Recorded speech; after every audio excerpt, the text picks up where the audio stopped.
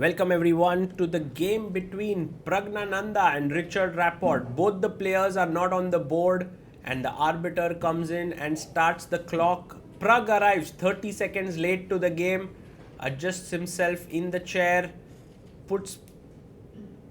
adjusts his pieces, puts them on the right squares. He has the white pieces against Rapport, and this is a very important game for Pragg. He started off beautifully with 3 out of 4 and then went on to lose a critical game to Parham. D4 here by Pragg, and now he'll be looking to get a comeback here with the white pieces, but Richard is not here. 5 minutes late to the game, shakes hands, puts the water on the table, and now Richard Rapport, known for his amazing creative play. And we all remember a game that Pragg was totally winning against Rapport at Prague Masters, which he went on to lose, which was maybe one of the most stunning blunders ever by Praggnanandhaa. And here Richard adjusts all his pieces. He's also ready, but look at him. His time is running down. He's lost 6 minutes on the clock, but he's very cool, calm.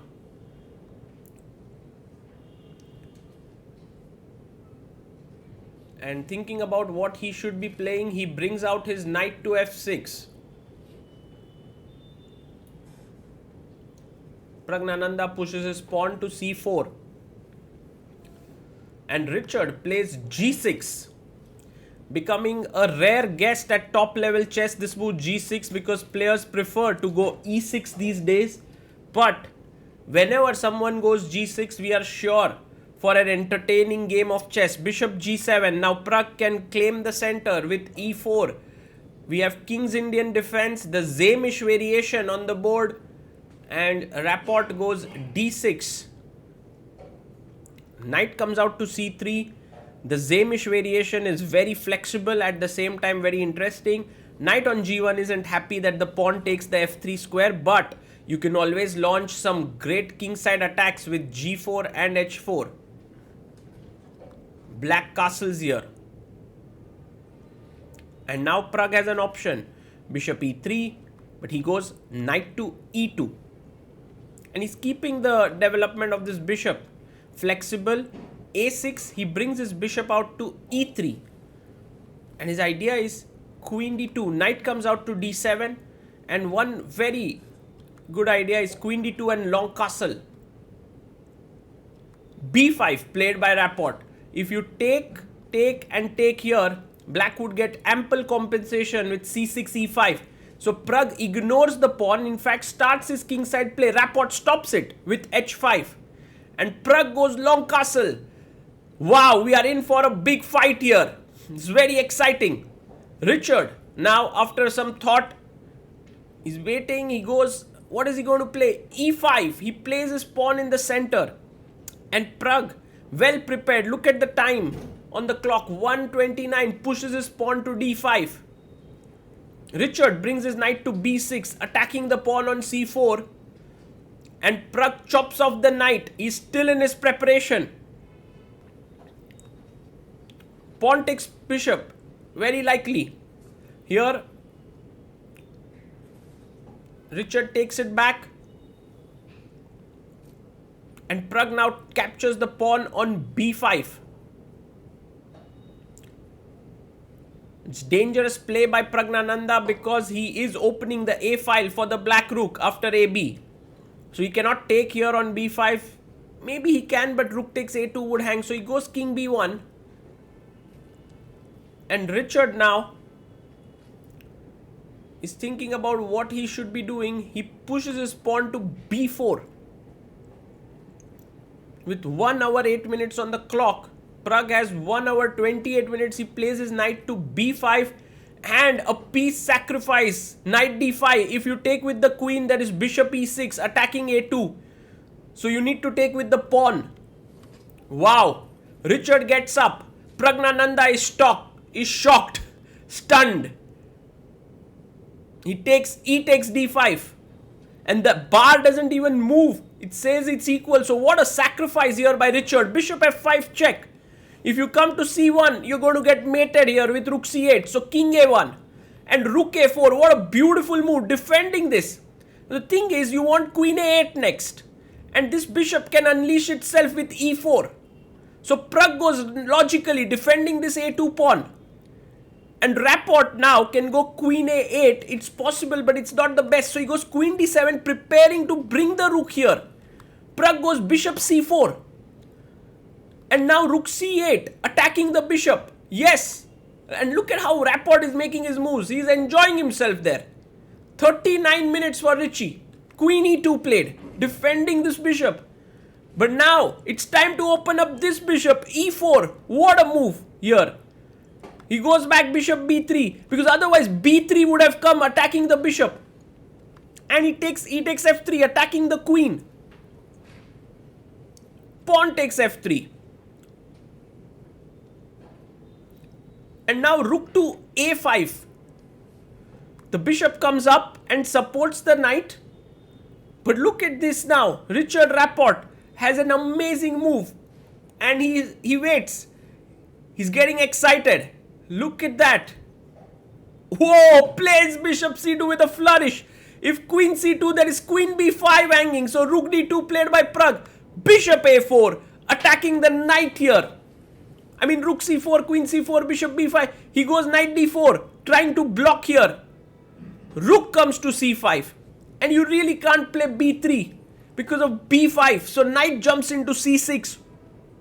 But now Pragg can he's losing his knight here. Bishop takes c6, he takes it. If pawn takes c6, there's queen takes c6 and just complete decimation on the c file. So knight comes to b3 and rook takes c4, sacrificing the exchange here. Queen takes c4 and Richard goes bishop b5. Pragg moves his queen away to e4. You could not take here. Queen takes b4. Rook c4 was coming. So queen e4. Bishop joins in. Rook comes to c2, trying to trade pieces. But b5. And with this bishop, and the open a file, the king being completely cornered here, black is totally winning in spite of being an exchange down. Rook e8 played. And now queen to f4 played by Pragg.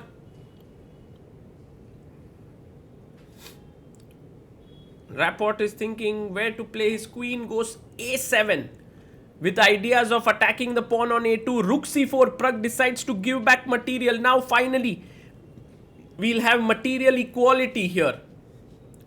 Rapport is thinking whether he should make the intermezzo here with the bishop, but takes the rook. And queen takes c4.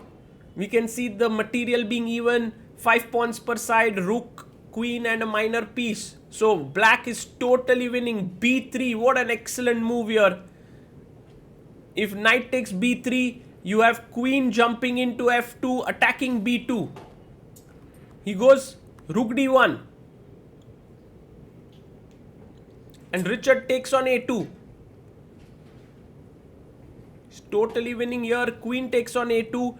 But now, of course, you're not going to trade queens. The white king is super weak. Bring your queen in to f2. Brings it in. Queen f2 on the board. Queen comes to b3. And now all of the white pawns are super weak.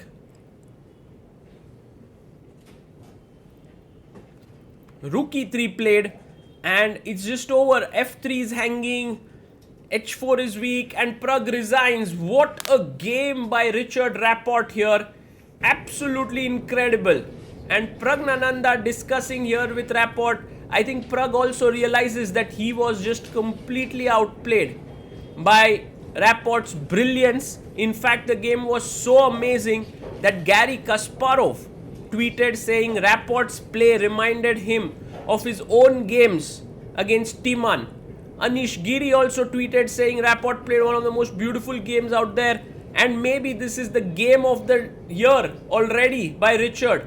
His accuracy was off the charts, giving up a piece, kind of refuting Pragg's opening preparation, and Pragg is like, where did I go wrong?